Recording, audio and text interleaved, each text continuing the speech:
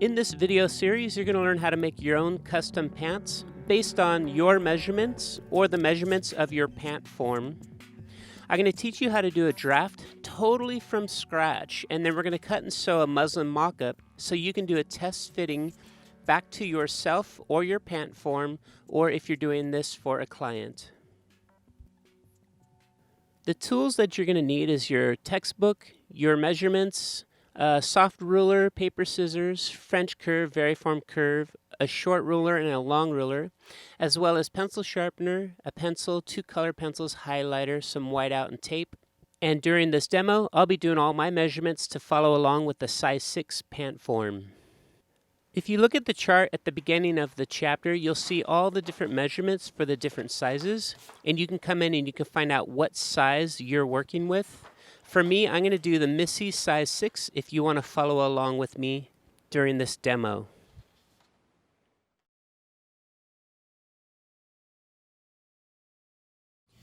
Okay, so let's take measurements off of our pant form, and these are the measurements that we're going to be using for our pant draft. If you're doing the pant draft for the very first time, I would recommend to follow the same measurements that I'm going to use, so then as you go along with the other videos where we're drafting the pants, we'll all be using the same measurements. If you feel confident enough in your pattern making, you can go ahead and measure from your own pant form or take measurements from yourself and use those instead. So the first measurement we're going to want is going to be from the middle of the waist down to the ankle. On my pant form, it's 37.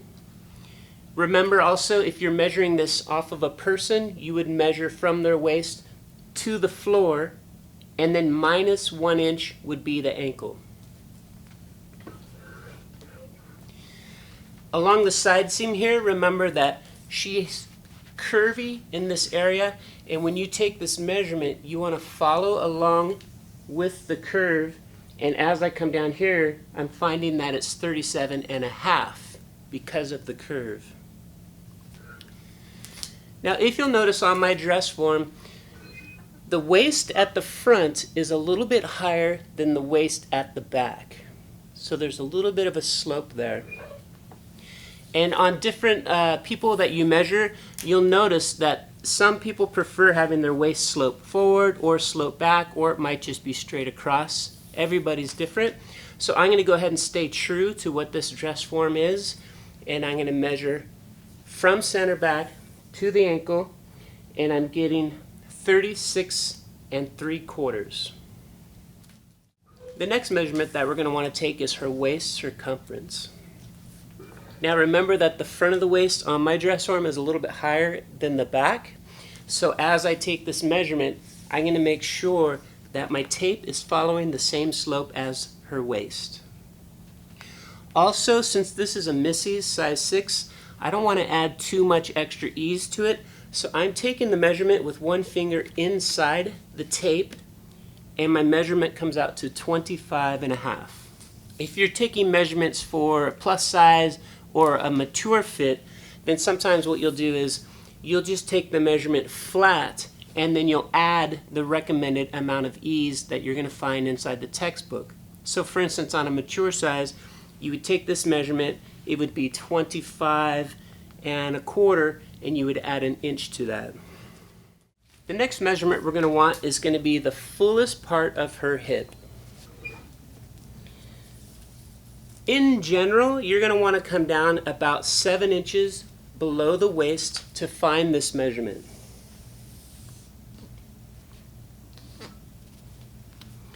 Now you'll notice on some people or different dress forms, you can move this tape a little bit lower or a little bit higher, and you'll find the widest measurement that you possibly can.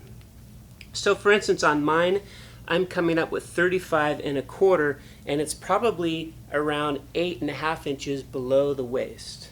So this is my widest measurement here, 35 1/4. And then we're going to add an inch to that, so 36 1/4 is what we're going to use for this one. The next measurement we're going to want is going to be her crotch depth level. So that would be from her waist down to the bottom of the swimsuit. On the dress form, what I can do is I can use a right angle and put it in between the pant legs And I'll come up snug to the bottom of the swimsuit and flush along her tummy. And then I can read the measurement. So I'm reading 10 inches, and then I'm going to give it 1 inch of ease. For those of you who do not have a right angle ruler at home, there's 2 different solutions. You can use 2 different rulers and put them together like a right angle. So I'll bring this ruler up so it's snug here at the bottom of her swimsuit. And the second ruler, I'm going to make sure that it's staying square as I'm coming up. And the number 1 is here at the top. So I'm able to move this in so it's flush against her tummy, and I'm reading the measurement down here at the top of the ruler. If you don't have 2 rulers, you always have some kind of a binder or art book, and you can do the same thing here where you're going to square up your ruler with that binder, and you're going to take the reading here from the top of the binder. So that would go between her legs. This is flush on her tummy, and you would slide this up to get the measurement. The next measurement we're going to want is the total crotch length. So this is going to be measuring from center front, between the legs, and back up to center back.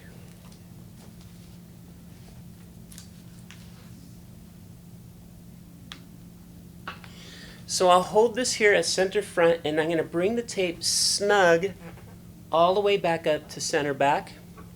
And I want to double check the front to make sure it has not moved.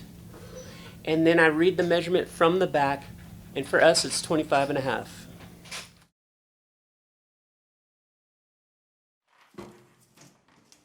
So starting with a large piece of matrix paper, we're going to go ahead and use the full length, which is 48 inches. And then into the width, you're going to want to have around 30 inches. It's really important at the beginning of the draft that we all have our matrix dots facing in the same direction. So set up your paper like I have mine, and then rotate the top of the matrix paper to your right side. And just double check the numbers one more time before you get started.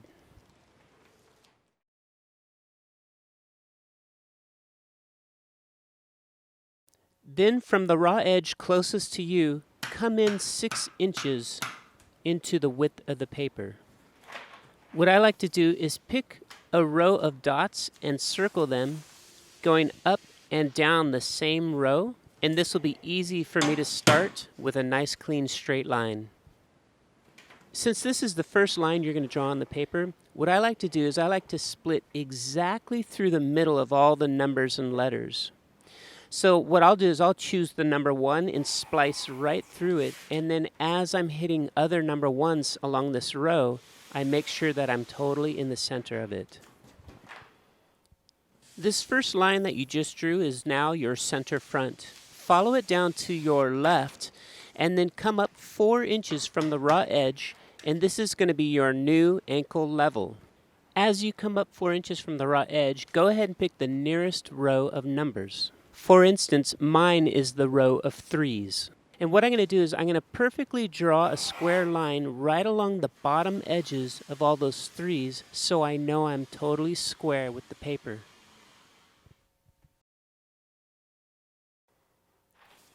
Now the reason that I'm using this matrix paper is because I know the rows of numbers going vertically and horizontally are perfectly square and 90 degrees. If you're using plain paper and you don't have this matrix paper, what you can use is a metal square, or if you don't have a metal square, you could even use something thick like an art book or a magazine, and you can use this to make sure that your ankle line is perfectly square to your center front line. At this ankle level, go ahead and make sure that it goes the full width of your paper. And then along center front, we're going to also have the ankle level extend a few inches beyond center front. Then we're going to go ahead and add an arrowhead to it and label this ankle level.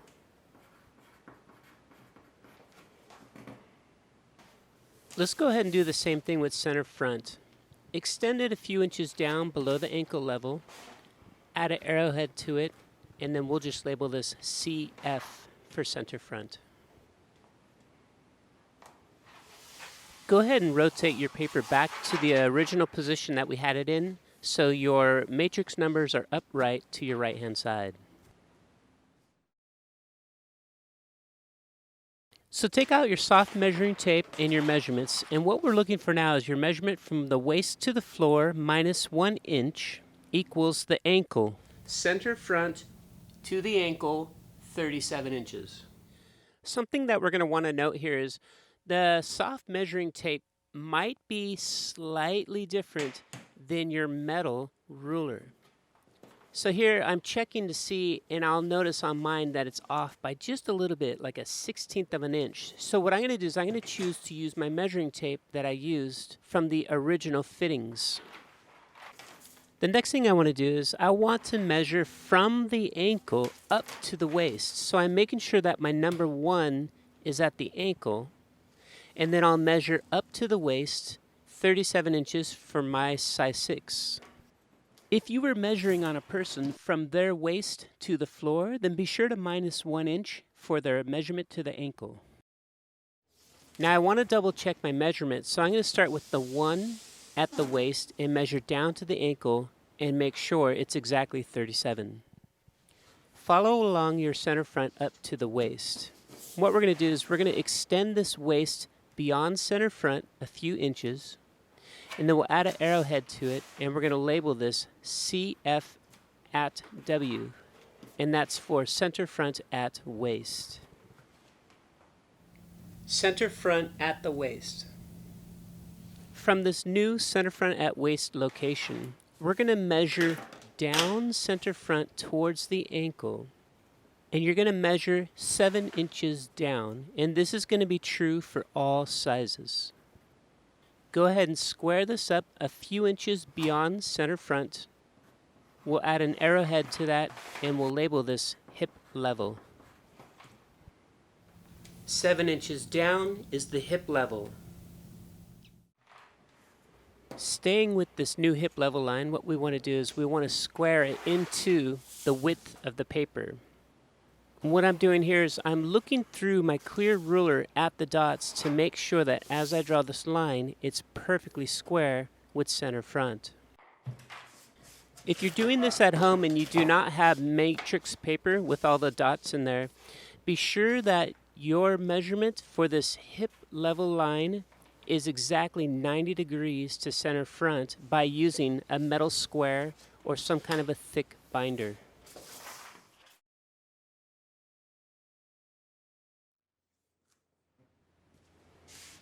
Following along the hip level line, we want to come out and find our side seam and center back. The next measurement that we're going to need is our full hip measurement. Remember that this should be the widest measurement from your client or your pant form, regardless if it's exactly 7 inches down from the waist or not. So go ahead and take your full hip measurement and add 1 inch of ease, and then divide that in half. So for instance, mine is 35 1/4 plus an inch is 36 1/4. And then if I take 36 1/4, divide it in half, I will get 18 1/8. Inside the measurement charts in your textbook, you'll notice the front hip and back hip are already divided. I'm going to show you how to do that now. Using your half of a hip measurement, we're going to start from center front and measure along the hip level until we get to our new center back. What I want to do here is I want to double check my work. So it was the full hip measurement plus 1 inch of ease and then divided in half. So for us working on size 6, this would be 18 1/8. So mark that along your hip level line and circle it. Now follow along the center front line and come down here to the ankle. What we're going to do is we're going to measure out that same half of a waist measurement and circle it. And this is going to become our new center back. At this stage now, we're going to be doing all these new custom measurements. So your ruler is not necessarily going to line up perfectly on top of a row of dots, and that is correct. From this point forward, you should be parallel with the dots, but not necessarily right on top of them. Make sure you are following your exact measurements. Go ahead and draw a small circle at the center front and hip level, and also again at center front and the ankle level. Make sure you also have a circle at the ankle level and center back, and at the hip level and center back. Now fold your paper in half, and we're going to put these circles together. So there's the 2 circles up at the hip level, and the 2 circles down at the ankle level. Once I have them lined up, I can go ahead and crease the paper in half, and now I can see through the paper to make sure that the hip level lines are stacked on top of each other, as well as the ankle level lines. And this is how we know that so far our pattern piece is totally square and balanced. If you're noticing on your draft that some of your lines are not totally square with each other, you need to go back and fix those now before we continue on.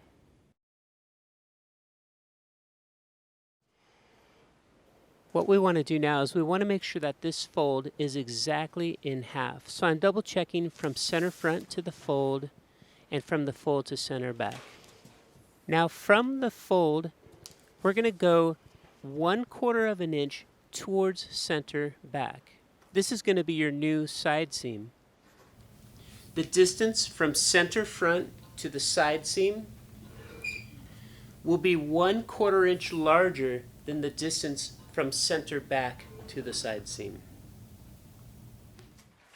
Again, the fold is the halfway point, and we're moving 1/4 of an inch towards the back. From that new side seam, come back to the center front and find out what the exact measurement is. And we're going to take that measurement and repeat it down here at the ankle level, so then we can square up a brand new side seam.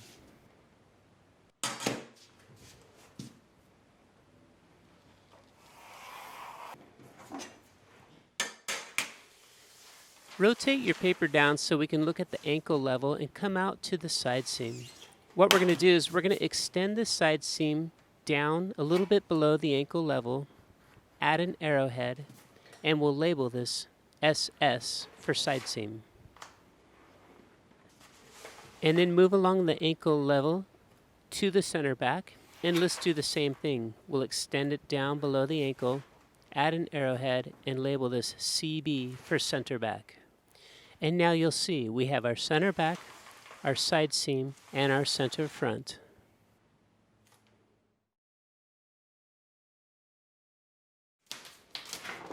So far we have already established our waistline at center front. And what we need to do now is we need a waistline for both the side seam and center back.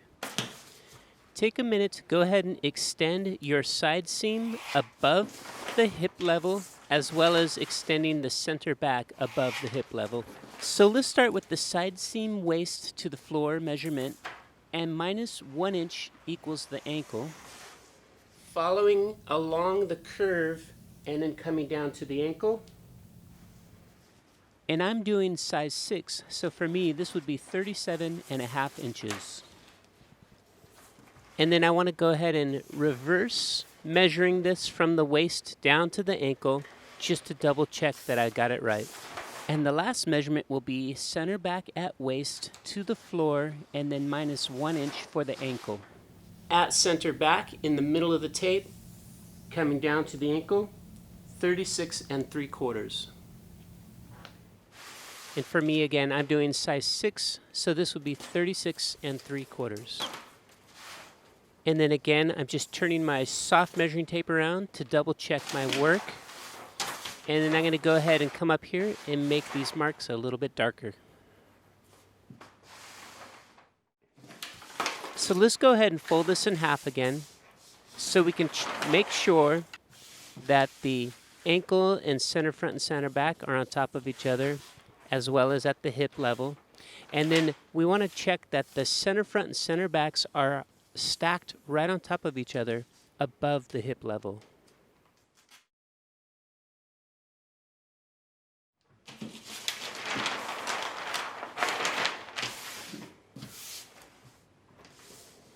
Halfway between your hip level and your ankle level is going to be your knee level. So what we can do is we can fold along the ankle level and bring this up to the hip level. And then in between the two, we can make a small crease along center front, and this will be our knee level. So at that crease, let's go ahead and square this out into the width. And you're going to want to go all the way to the side seam as well as all the way to the center back. And you want to make sure that you're extending your line beyond center front and beyond center back. And then let's go ahead and label this knee level. And I just wanted to remind you again that this knee level is critical, that it's totally square to center front and center back. So make sure you use a tool if you're not using matrix paper. So before we move into all the custom measurements up in the waist, go ahead and fold your paper in half one last time, and let's triple check that all of the lines are stacking on top of each other. And then double check the knee level that we just did, that those lines also are right on top of each other. At this stage, everything below the hip should be square 90-degree angles. Even though some of you will have different measurements from mine, at this point, it'll still be completely squared up according to your measurements. Make sure that yours is perfect before you move on.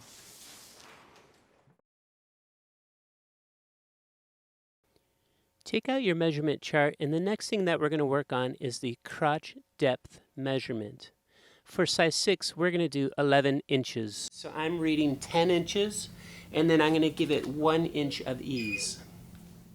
Starting from center front, move on over to the side seam, and above the hip level, let's go ahead and label this. And then following along the side seam, come up to the waist and circle the side seam waist.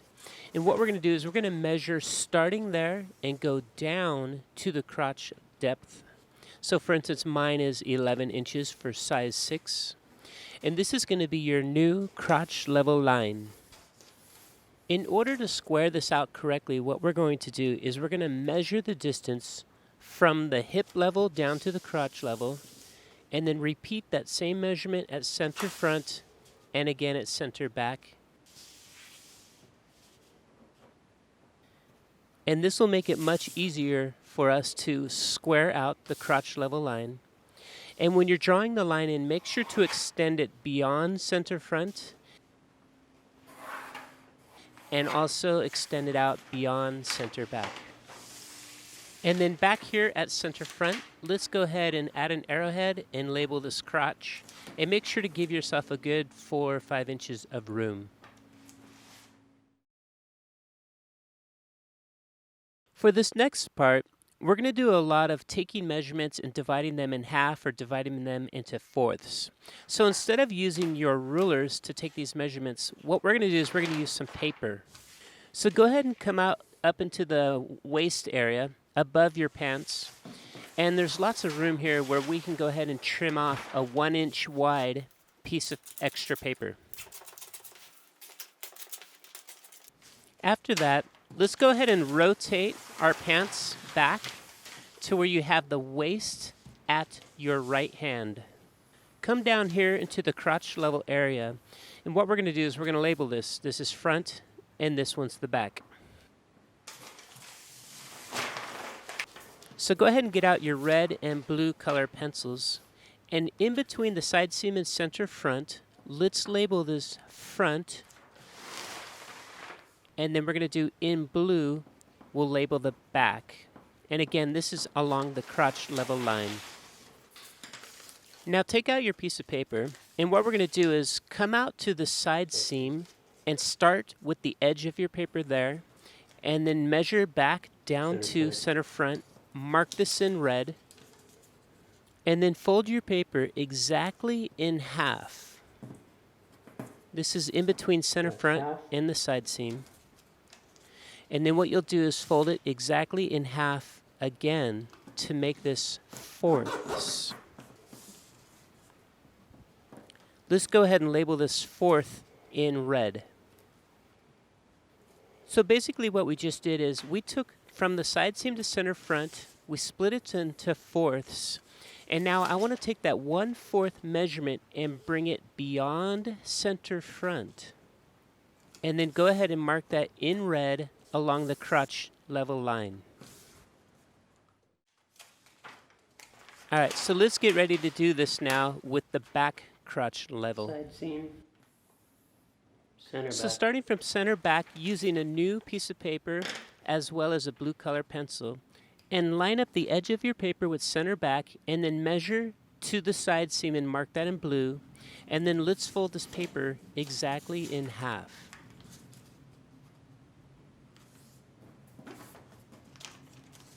And then using your blue color pencil, label this half. This will be half of the back. Okay, starting from the side seam, move out to center back, and then we're going to extend this half of the back beyond center back. So mark that in blue. Again, this is half of the back crotch level.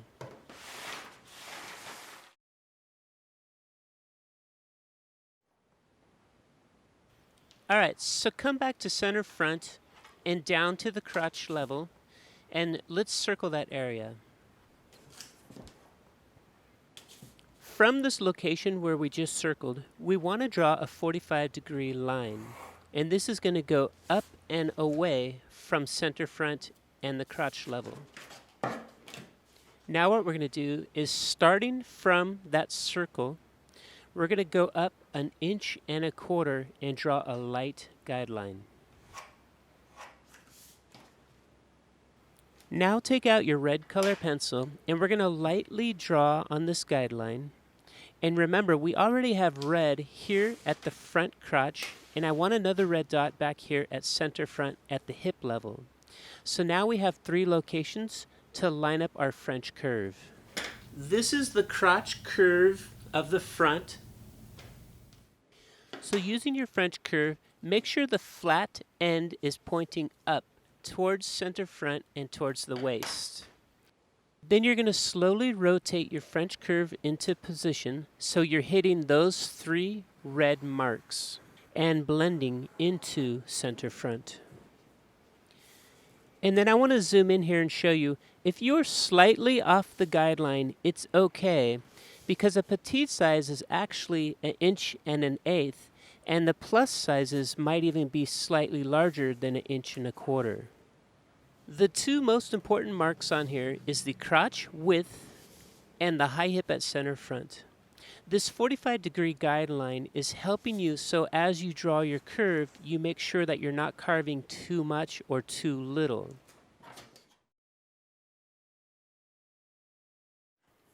The next thing we're going to work on is establishing our back crotch curve. Here's the center back straight, but you'll see there's a little gap between these. So we're going to go in 1/2 inch and up 1/2 inch to relieve that space. Starting at the hip level line, follow along center back up to center back at waist. Then what we want to do is we want to come 1/2 inch in towards the side seam. Towards the side seam. And then from that new location, we want to measure 1/2 inch up beyond the center back waist.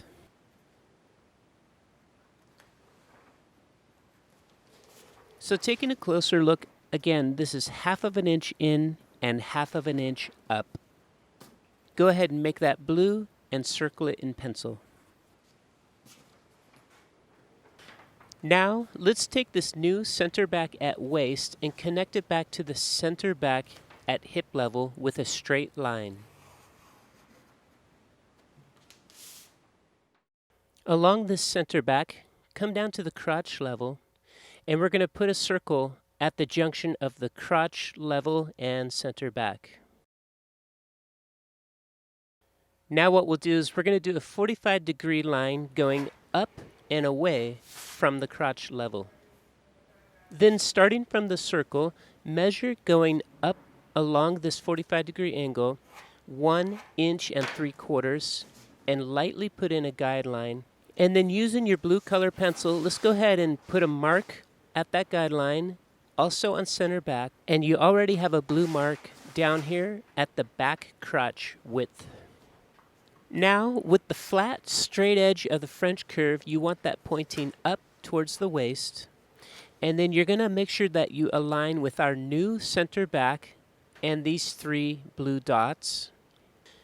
And then using your regular pencil, go ahead and lightly draw in your new back crotch curve. So make sure that you're following down the center back, hitting the guideline, and then somewhere along the crotch level, you'll want to blend within 1 inch before you get to the crotch end.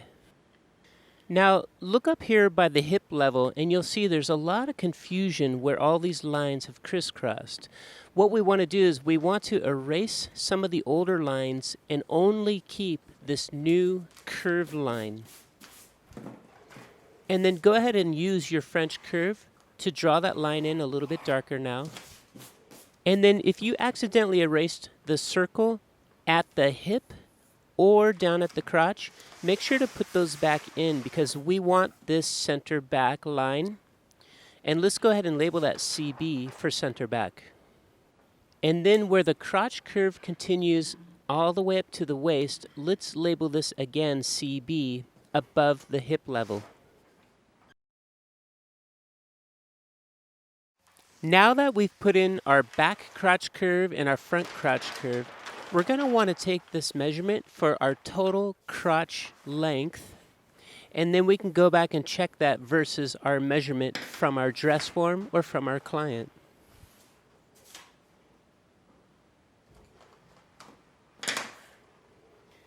Now, taking a look at this, we want to know the measurement from here to here plus the measurement from here to here. So we need the total of both of those combined. Remember that this is the measurement from your client or pant form where you go from center front, between the legs, snug to center back.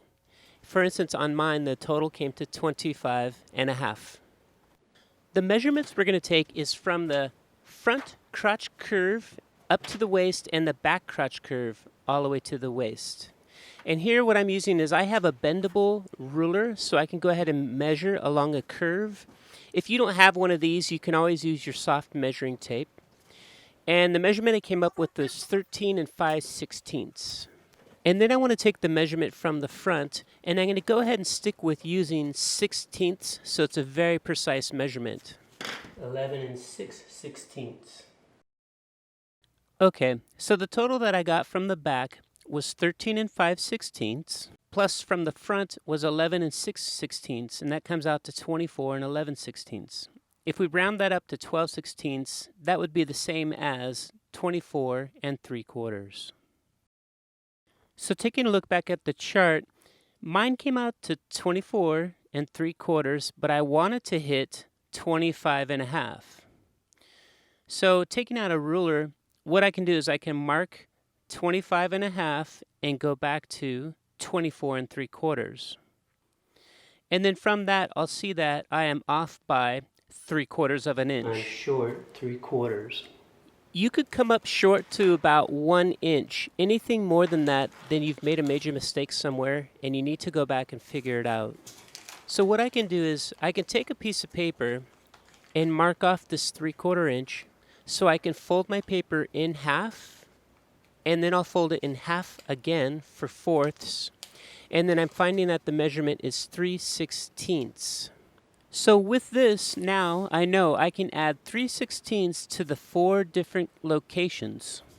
Yours might be different. On yours, you might need to take this away, but in my instance, I need to add this. So then out here, where I have my blue dot, my red dot, we can add that little tiny 3/16. So here I'm going to go ahead and add 3/16 to all four corners. And then I also want to come back and circle those in pencils so I know that this is my new mark that I'm going to keep. And then let's also take a second here and go back and erase the old ones. Along with erasing all of these old dots, let's go ahead and also clean up the lines and guidelines and seams, center back, center front, and also come back in with your French curve and go ahead and darken in your crotch curves.